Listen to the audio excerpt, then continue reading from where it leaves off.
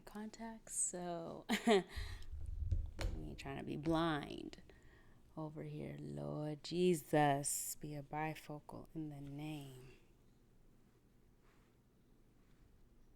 Okay. Let's do this.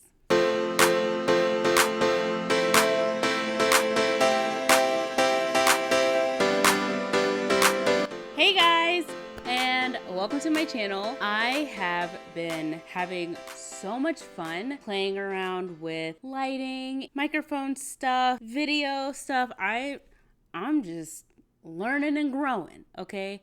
I'm not a videographer. However, I have to say, for those of you who are, I commend you, because this is no game, okay? This is not a game. I'm not playing, and I know you're not either. So kudos to you guys who do this on the reg. So today I kind of wanted to give you guys a background about myself and what it was like for me growing up as a first generation Black female in the context that I grew up in, because my background is very eclectic, but it's my story. And so it's who I am, it's what has shaped me today, and I'm ready to tell you guys about it. Before we get into it, I would love for you to like, share, subscribe, hit that notification bell so that way you're notified for whenever any new video is posted.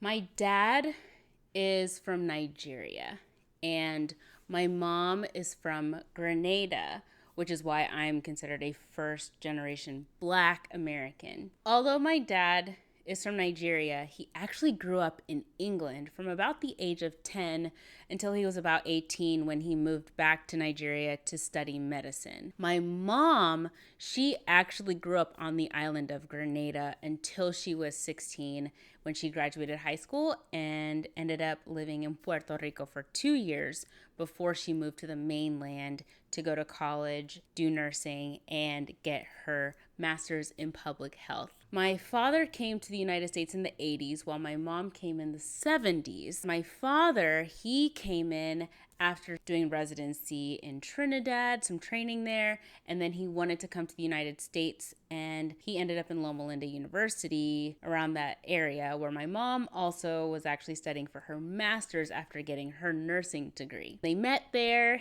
in Loma Linda University at their library. So cute, nerds, yes. They worked alongside each other to help each other get through their studies, and they ended up having my older brother, then me, and then my little brother. That was when my world completely changed.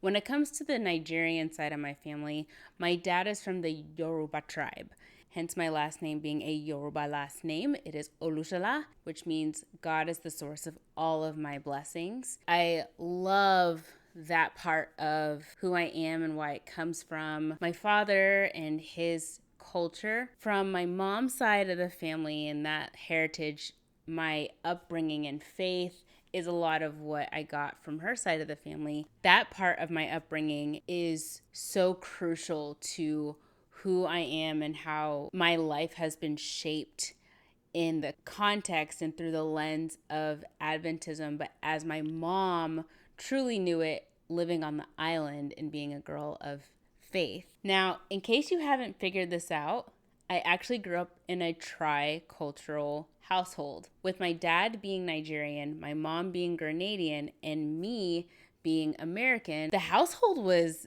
really eclectic. I don't know any other word to describe how we grew up. We grew up with a little bit of everything. It's hard to say whether or not there was a dominant culture per se, because how my parents approached the world, they gelled well together, and at the same time there were things that stood out from each of their cultures that were different from one another and that were different from anything that I was experiencing outside of the household. For example, from the Nigerian side of the family, the level of education was huge. It affected where we went to school, why we went into the schools we did, the classes that we took, and the expectation or the pride that came with being Black children of immigrant Black parents in Kentucky. Yes, I grew up in white suburbia of Western Kentucky. We really had to make our mark as young Black kids with these two Black immigrant parents and make a name for ourselves. By the time we got to high school, my mom had coined this phrase for us in the household, which was be extraordinary and uncommon, which basically just meant stand out and shine, and you have to work almost doubly hard in a predominantly white community to be seen as any kind of sense of equal to your white counterparts when it comes to who you are and how you show up in the world. As far as the cultural side from my mom, a lot of that again was from the faith-based side. Not that I didn't get the faith-based side from my father. I feel like I got a lot of the praying a lot. With mom, it was from the going to church side and really understanding the scriptures better. But from mom's side of the family, a lot of it was just the Caribbean flavorful expression of life. It's a laid back culture, a lot of joy, a lot of excitement, a lot of vibrant colors, and people spending time together, people being with one another to bear each other's burdens, bring each other food, celebrate each other's wins. That was a side of life that mom's culture brought into the household. And so we were constantly having people either stay with us and taking care of them, have people over who didn't have any other family, because again, as immigrants, you know what it's like to be in either a city, a state, a country, a continent where you don't really have anyone that you know personally. You don't know anyone from your home. You don't have family nearby.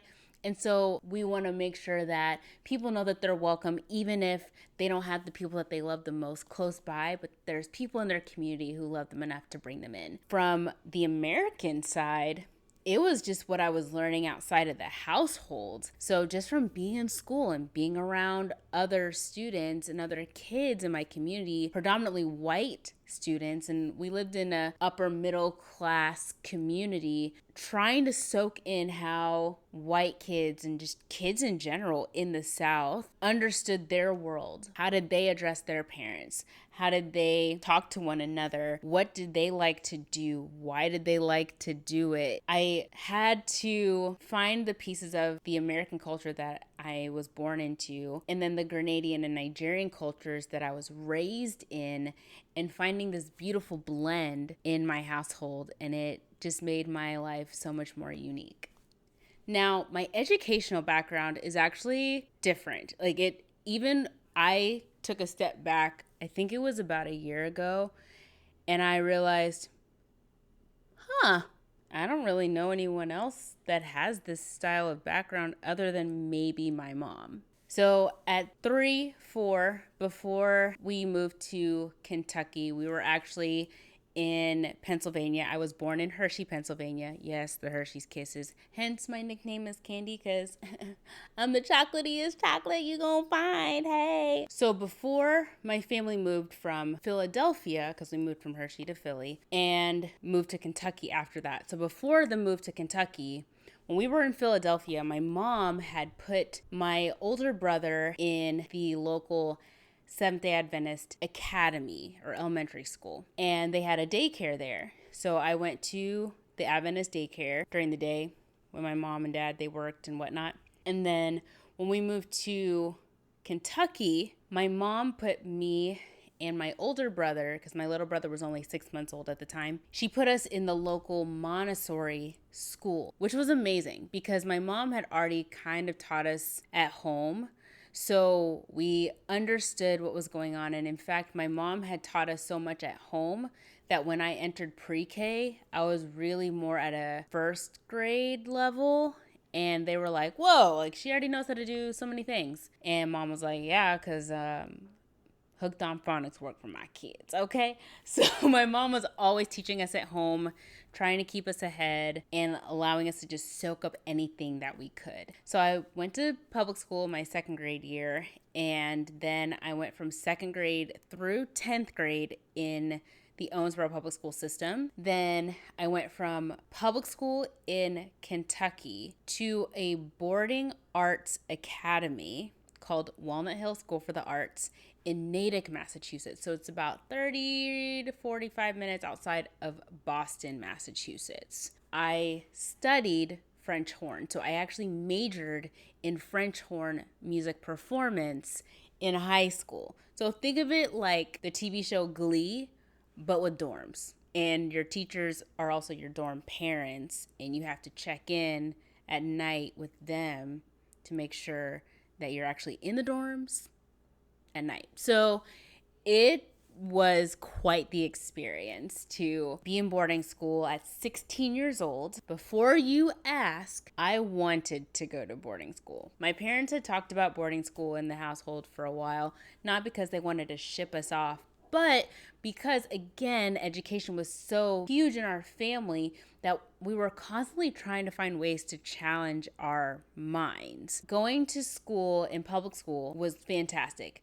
The school that I went to, the education was actually really great, but there was just not enough to challenge us at the level that we really wanted to be challenged. So that was my whole life for 2 years. I graduated from Walnut Hill and then moved to Collegedale, Tennessee to attend Southern Adventist University. So I went from a liberal, vibrant arts school to a conservative, predominantly white Christian school. Now, mind you, all of the schools that I went to were predominantly white. I got to college and I already knew that Southern Christian culture and just kind of soaked that up. But I shifted such a drastic gear. I started as a music major, double majored actually in biochemistry in music performance pre-med, and then I dropped the music performance and just decided to be a biochemistry pre-med major. Did that for 4 years, technically 5, because I did a missionary year in Ecuador in what would have been my senior year. Came back, graduated, took a year off to switch from pre-med to pre-pharm, get my pre-pharmacy prerequisites that didn't overlap with pre-med, and then I returned to Kentucky to become a pharmacist at the University of Kentucky. I did that education, graduated, and then started my master's in public health online at the George Washington University in Washington, D.C. And I did that for 2 years up until last summer when I graduated and finished my education. As you can probably tell, I've done Christian education, I've done Montessori education / homeschooling a little bit, with public school education, boarding school education with an arts foundation, and then I've done public universities as well. So I've had very conservative, very liberal, and everything in between when it comes to my educational background. And then I've also taught as an educator in the College of Pharmacy, in elementary through college. I've taught so many different topics under the sun, from music classes to science classes to math classes. And then I taught Spanish in an Adventist academy. And then I taught Spanish in a Catholic elementary school as well. So I've really had a gamut when it comes to not just the education that I've received, but also the education I've been able to give back. So my education background is actually kind of cool. When it comes to celebrations, surprisingly enough, my family is not huge on holidays, except for, I guess, Thanksgiving. Thanksgiving is probably our favorite holiday that we did, and it was just an opportunity for us to really just thank God for the blessings that we've had. My mom cultivated this tradition in our household as far as reminding us that Christmas was about what Jesus gave, not just what we could get. And so even though we did want presents and things like that, my mom really had us focus on the birth of Jesus and why his birth was so crucial for us living in the world. We would go to the mall and get someone's list off of the Christmas tree in the center of the mall. And we would go to the stores and buy things for kids that were our age, and then actually hand deliver some things. Because we had the Operation Christmas Wish that you do, you send things out, but then we actually had like a local version where we could actually go and deliver them in person. And that was so cool to me as a kid that I looked forward to it every single year. Then we also had a tradition where we would bake cookies for the kids at the local homeless shelter. And we would play our instruments for them. We would sit down and play games with them, laugh with them, joke with them, make sure that they had the things that they needed and really desired for Christmas, and just love up on them. And what I loved about what my mom did was that we actually went to the homeless shelter year round to help volunteer and see the kids. It was actually a part of our regular lives. And most people probably don't know that about me or my family, but I can't thank mom enough for cultivating that in us, because it cultivated this desire to just always want to give back and see how we could help others. And that was also part of that tradition of having people come over for Thanksgiving and just year round. But as far as traditional celebrations, my mom would add a little Grenadian flair. We would have a traditional Grenadian breakfast for Christmas, especially with some cocoa tea, which is basically the Grenadian version of hot chocolate. And then every year, and even now, my mom makes Grenadian fruitcake, which is nothing like whatever it is that they try to call fruitcake in the States. That stuff is nasty. But Grenadian fruitcake, it's probably my favorite cake on the planet. And we would eat this for Christmas, and then my mom would make some to send to people with a Christmas letter on behalf of the family, or a Christmas card just saying that she's thinking about them. And we loved joining her in that venture. So from a cultural perspective, it was more of how we integrated some of those things from my parents' cultures into the American style of the culture. And then seeing different takes on how you would make that a little bit more Grenadian or a little bit more Nigerian was the sprinkle of both of my parents' cultures into the context of my own. If you looked at my music playlist growing up, you'd probably be so confused as to what I liked. I grew up really loving 50s, 60s, 70s, 80s, and today, which was the 90s at the time. Hashtag Delilah. If y'all listen to Delilah radio, you know what I'm talking about. Delilah, love someone tonight. She gave me Sleepless in Seattle vibes, so yes. My dad kept playing Celine Dion, Whitney Houston, Billy Ocean, Michael Jackson, Barry White. We had him. We had Luther Vandross, Aretha Franklin, Billy Joel. My mom brought in some really cool vibes with The Mighty Sparrow and Harry Belafonte. Mama, look up, boo-boo. They shout, did mama tell them shut up your mouth? That is your daddy. Oh no, my daddy can't be ugly, so shut your mouth, go away. Mama look up, boo boo de. So we had a little Caribbean flair from mom's side of the family. A little Dear Sparrow, darling, I hate to write. Like, ooh, yes, y'all need look up some Mighty Sparrow and some Harry Belafonte. And then the things that I integrated into that were people like Selena, both NSYNC and Backstreet Boys. Okay, don't come for me. They both had great music. I loved it. Boys to Men, Christina Aguilera, Britney Spears, and 98 Degrees. Who else did I listen to? Let me just pull up my music playlist. Aaron Carter, Dream Street, Bette Midler, Etta James, Gloria Estefan, Jim Brickman, Richard Marx, Destiny's Child, Mariah Carey, Spice Girls, and well, okay, I listened to the Bee Gees and the Monkees. I really wasn't into the Beatles. I thought that they were kind of overrated. I still kind of think they're overrated. I'm just being honest. The Turtles, all those Animal Planet groups, I listened to them. Lifehouse, Michael Bolton. Did I say the Beach Boys already? The Beach Boys. Ricky Martin, Bewitched, Steps, Rio Speedwagon, Atlantic Star, obviously the Jackson 5, Macy Gray, Martina McBride, Earth, Wind and Fire, Ben E. King, James Taylor, Randy Travis, Jesse McCartney, Bow Wow, Lil Bow Wow, you just don't know the way I move so fast. And his competitor, what was his name? Sammy. I like the way you look at me. I like the time we spend, baby. I like what we have grown to be. I like it, girl. Don't you know I like it? Oh, woo, he was cute too. He was so cute. Hilary Duff, Samantha Mumba, Bob Marley and the Wailers. Got that from mom and dad, actually. The Commodores, ABBA. Definitely got that from dad. S Club 7. I didn't just listen to them. I watched their TV show. Billy Gilman, Elton John. That was from Dad. Lou Bega, The Carpenters, We've Only Just Begun. Bill Withers, Hoku, musicals.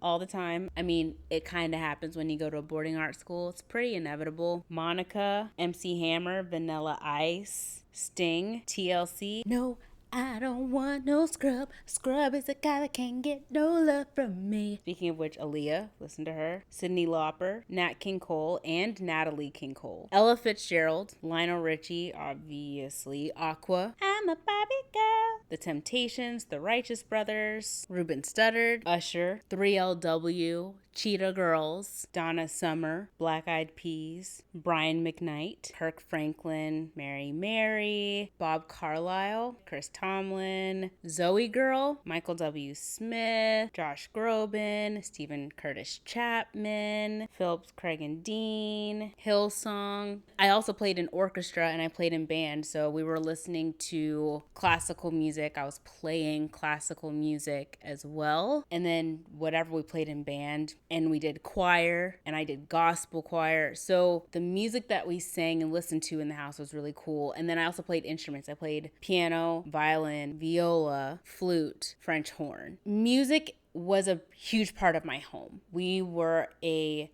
medical family, yes, but the music foundation of what made us who we were and allowed us to express ourselves was exactly what I needed as an outlet in life. Some of my favorite foods that I grew up with in the house were from both of my parents' cultures. From my dad's side of the family, I loved eating foods like eba, amala. Now, comment below if you're a team eba person or a team amala person, because I'm team eba. Don't hate me. Don't come in the comments for me. Everybody gets what they need. Oh, all right, so we had that with egusi soup and obeata, jollof rice, and those were fun, exciting foods that we ate, especially when we came home for the holidays from school. And even now, when I go home to visit, my dad's like, all right, we're having eba when you get here. And it's just like a tradition for us there. From my mom's side, the Grenadian side, some of the things that I really liked were saltfish, fry bakes, or Johnny bakes. The Japanese yams or the Japanese sweet potato is my favorite type of potato. Dumplings and plantains or plantain, depending on who you're talking to. All sorts of different types of fish. That always makes me happy. And now that I live by myself, I try to make those foods regularly for myself. Not regularly, but often enough to where I know I can make them and I can enjoy them every once in a while, and it's nostalgic from home. What I appreciate about the upbringing that I had is that it taught me how to adapt. It taught me how to connect with people from anywhere and everywhere. It taught me how to appreciate what other people have as far as their foods, their cultures, their dances, their backgrounds, their upbringings, and see how I can learn from what other people have and be able to diversify my own life because of those connections with other people. And then it made me more inclined to share. I had so many opportunities to share my parents' cultures in my community, in my school, just from what I had packed in my lunchbox, what mom cooked for us. So it was really an opportunity to just understand that everyone has something unique about them. Everyone has something that we can appreciate and celebrate, and sit in those spaces with them and learn from them and grow with them and extend it back to them. Thank you so much for watching today's video. And let me know in the comments what your upbringing was. Are you first generation? What is your background? What foods did you have? Music you listened to? Schools you went to? I want to hear from you. I want to learn a little bit about your background as well. Love you guys. You take care. And we'll talk soon. Bye.